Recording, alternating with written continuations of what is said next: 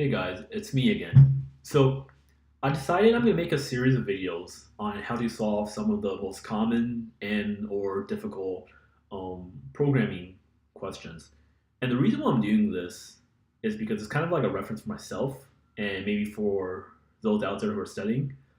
And so, sometimes when I am solving a problem and I get stumbled upon, and I'm stumbling and I don't know how to solve it, I try to look up the solution after a while, and it's not really that clear to me what they're trying to do and how they got to the optimal solution. Or sometimes I would find a YouTube video and the guy would start out like, "Hi, my name is so and so. This is this problem, and we'll solve it with dynamic programming." And like, I have no idea where he got the intuition from, or what his thinking process was, or how he analyzed it to find the optimal substructure, or like just how he came about it. Or I find these websites where you have to pay money to see these videos or really well detailed explanations, and I didn't really like that. So I'm gonna try my best to solve maybe some of the most challenging and or popular problems. So let me know what you guys think, and I'll start a video series on these. If you like these type of videos, let me know. But yeah, let's move on to the first question that we'll be solving. Hello, friends. It's me again. Today we're going to be solving one of the most popular interview problems, the two-sum. So this is what the two-sum problem is, if you don't know about it. We're given an array A of numbers, and we're giving a target value. And the goal of this problem is to see if two indices in the given array A sum up to the target value. So, for example, if say we have the array A and the target 5, we want to return the pair of indices in A such that they sum to 5. What I mean by this is we want to find a pair I and J such that A of I plus A of J is equal to target. So for this particular problem, you can see that the answer would be A of 0 plus A of 3 equal to 5, because this is equal to 1 plus 4.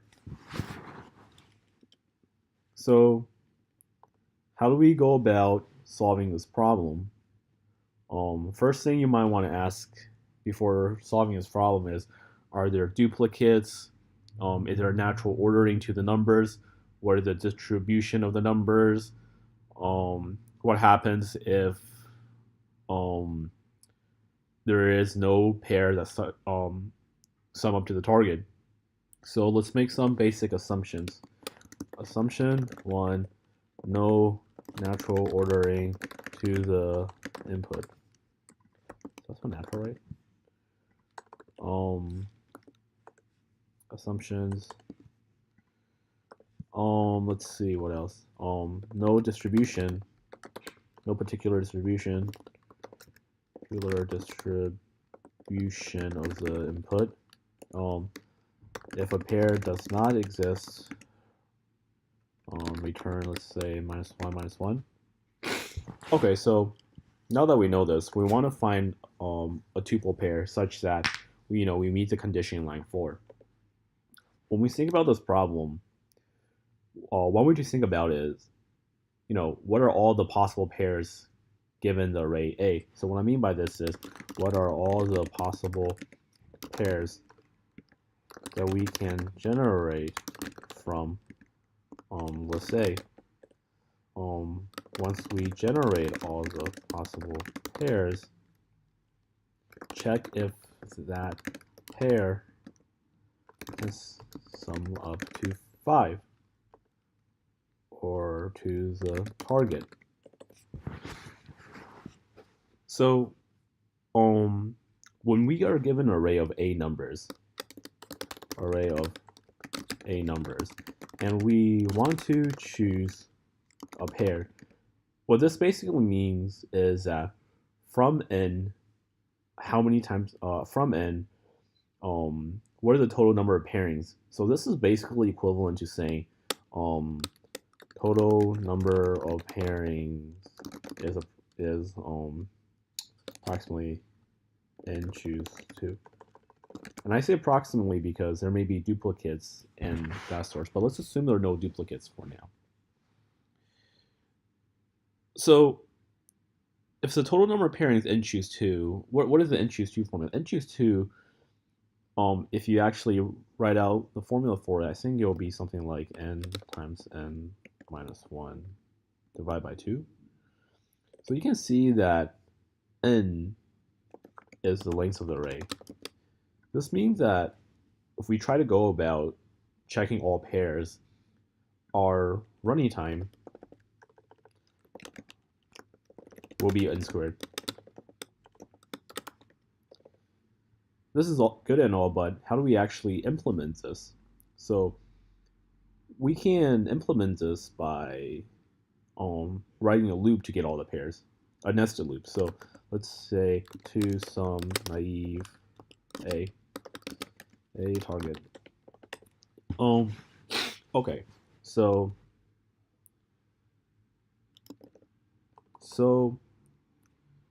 instead of actually storing all the pairs, we can just check it pair by pair. So that way we don't have to also pay O(n) squared space. So what I'm suggesting is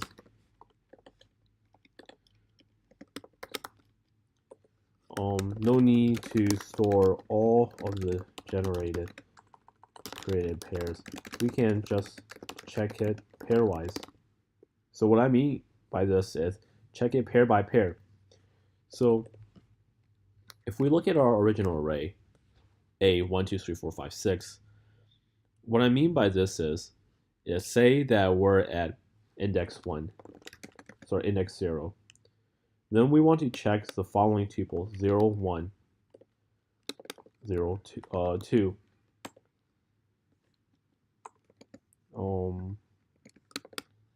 0, 3, 0, 4. So 0, 1, 2, 3, 4, 5. 5. And this will correspond to 1 plus 2, 1 plus 3, 1 plus 4, 1 plus 5, 1 plus 6.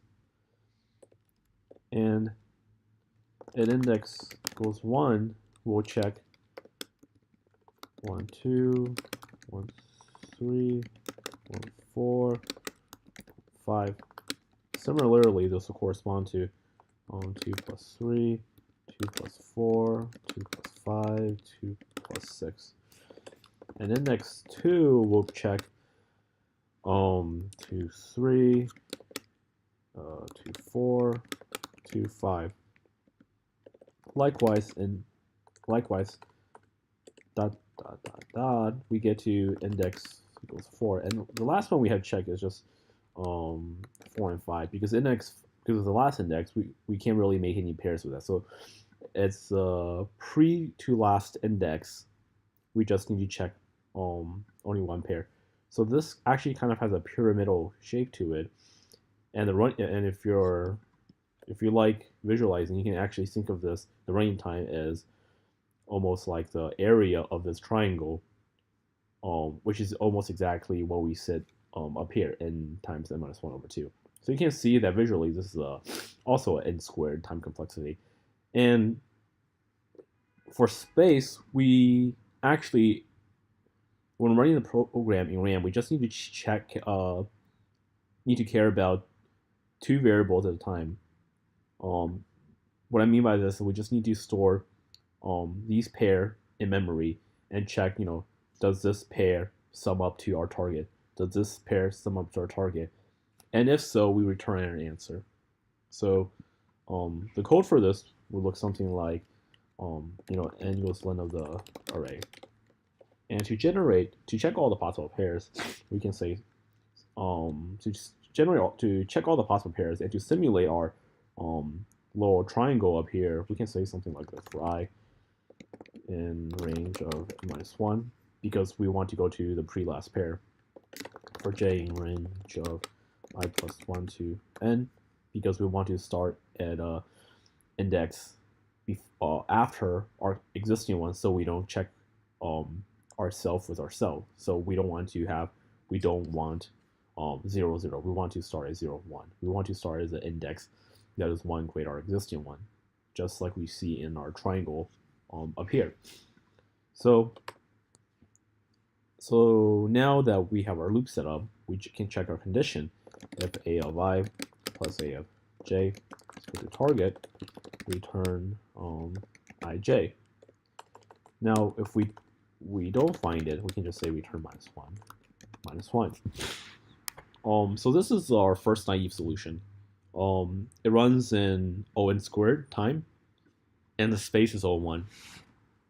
So in terms of space, this is the best we can do because this is order 1 time space, order 1 space complexity. But it's kind of slow because it runs in n squared. So, when we're looking at our visual schematic, what can we say about this problem? So say that our target value is 5, and we're at 1. Is there a way to just say, oh, at 1 does 4 exist? If so, return true. Or say that our target value is like, I don't know, 8. Then at 1, we check if 7 is an array. Or similarly, if we're at 2, does 6 exist? And to go about doing this, we can actually sort the array. So, medium. Let's call it naive. And by sorting the array like we've shown right here, we can do binary search to check if the difference between our target and our current existing value exists in the array. So if we actually do this, if we actually sort it, this line actually the run takes O of n log n on average, and the space is O of n. I say this on average because quicksort, the way it's implemented, it takes O of n squared worst case, and it's n log n on average, and the space complexity on average is also O of n. So now that we have sorted the array, we can do binary search on each of these particular indexes. So Python actually has a built-in binary search module. If not, you can implement it yourself. And we can do something like this. Let's see. For I without enumerate a the required value is equal to target minus val. So line 54, what this means is, again, is that if we're, let's say, looking for 8 and we're at 2, so 8 minus 2 is 6. Does 6 exist in our array? So required idx equals to bisect since bisect left a required val, if required val is less than len of a, and required index doesn't equal I, because we don't want it to be ourselves, and a of this is kind of a sanity check, is equal to val return required index return -1. So the time complexity of this is a little bit difficult to analyze. So we already said that at line 53 we're paying on average n log n to sort the array. Now what about the for loop? So we know that the outer loop takes n time to run, but what about line 57, the bisect? So because binary search takes log n time to run, And the binary search in Python is actually implemented um, iteratively. So the space complexity is O1. So in line 57, we're paying O of log n in time and O of 1 in space. And the outer loop takes n time. So the overall complexity of this whole loop will actually take O of n log n. So this means that The second version of the two sum, the time complexity will take of n log n, and actually the space complexity will take log n because quicksort actually takes log n for space complexity, but I'm not exactly sure about the worst case. I think that needs more careful analysis. But I know that I think the average case should take log n because we're partitioning the array 50% of the time on expectation. So I think the average case should be log n in terms of space, but I think we need to look more carefully at the worst case runtime for quick sort space complexity. So um, with this second version of the two sum, you see that it takes n log n time. But can we actually um, implement another algorithm if the array is sorted? Like instead of using binary search, can we think of another way to come up with an answer? And if we go back and look at our pyramid, if given assuming that array is sorted, um, one thing that we can think about is, what if we start at the beginning of our array and the end of our array? So you can see that the sum in this value is 7. And let's say our target value is 8. So 7 is less than 8. So in order to increase our value, we would then have to go to the right. So we jump to 2. So this will make our our current value bigger. And if we go towards the left, you'll make our current value smaller. So what I mean by this is, let's look at an example. Now let's assume that we sorted our array. Let's just add more inputs for a clearer explanation. So now let's say our target sum. Let's go to, I don't know, like, say, oh, the video player accidentally turned off. So let's say that our target sum is actually equal to 14. So what we can do after the array is sorted is just, choose starting sum cleverly. So if we say our starting sum, or maybe our current sum, is actually equal to the first index in the array, the value of the first index, and the value of the last index, then we can know whether or not our current sum needs to be smaller or bigger. So you can see that our current value is smaller than the target. So this means that we need to make it bigger. So we increment the left side. So now we're at 12. We see that, again, it's still smaller. We make it bigger. So now it's 3 plus 10. And we keep doing this until we get to our right index or we meet our target sum. So this is actually known as the two-pointer technique. Def2 sum, I don't know, naive C. So again, we had to sort the array, and we're paying O of n log n in time and O of log n in space. Dot sort uses quicksort. So this is the reason for it. And now, how do we find the target? So we can find the target by doing this. We have implement the two-pointer technique. So I is equal to 0. So this is our left pointer. J equals len of a minus 1. This is our right pointer. So while I is less than j, curve sum is equal to a of I plus a of j. So there's three conditions. Condition one, if current sum is equal to target, we're good. We return ij. Condition two, if, and the second condition, condition two. Second condition is if current sum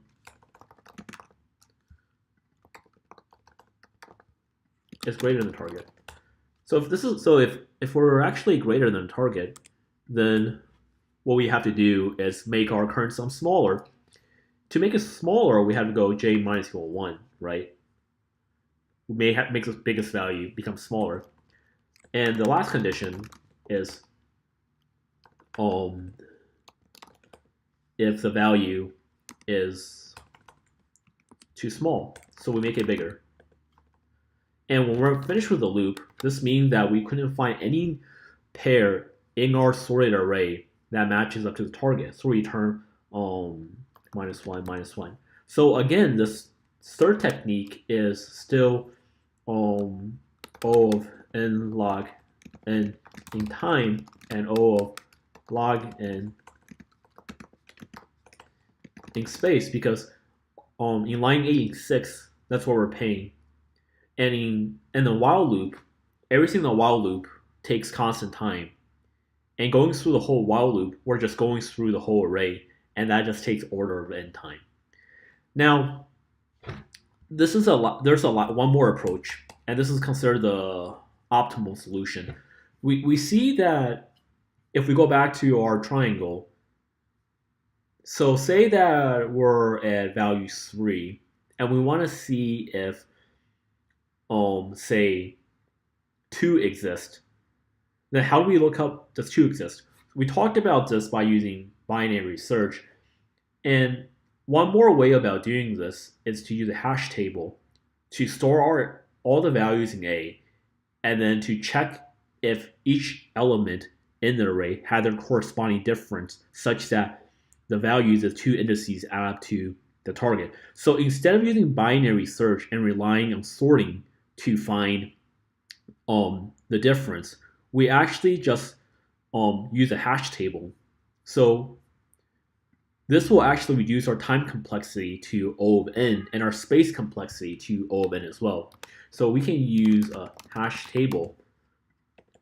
And how do we do this? So perhaps we can do something like this. For I val in A, we have to store hash table. We have to store all the values in the hash table and their corresponding indices. So maybe we can store the values as the keys and the indices as the value. Okay, so this takes O of n time and space. Now, how do we actually find if a pair exists? So when we do this for I in value A, it requires equal to target minus val. If required in hash table, return hash table required I return. So this algorithm will take O of n, and this is probably the algorithm the interviewer is looking for, because we use the fact that the hash table is on average O of n time lookup. Now, the interviewer now might ask you, what's the worst time complexity? And the worst time complexity is actually O of n squared because of line 15. We're assuming that this line takes O of 1 on average, which is a pretty good assumption. But if imagine someone had to manually implement the hash table and have a really bad hashing function, then this will actually take off O of n on the worst case.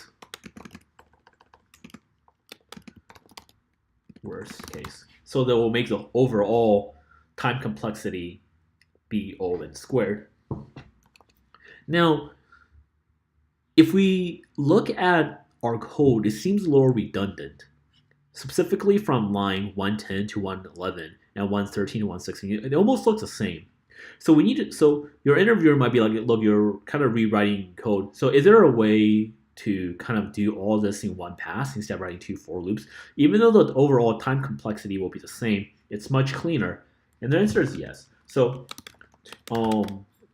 the way to do this is basically think about how you can store the value in a hash table without pre-storing it, right? So it's basically what's going on in line 113 to 117 with one additional change. So for ival in A, right? Again, required is this. If required, required in hash table, return hash table I, right? So if it's in the hash table, we just return the answer. Else, if it's none, we can store the value in this index. So this is probably the answer that your interviewer is looking for. It's concise and it's not redundant because as we're going through the loop, we're both at the same time checking if the difference between the target and the values is in our hash table, and we're putting the value in the hash table if it's not.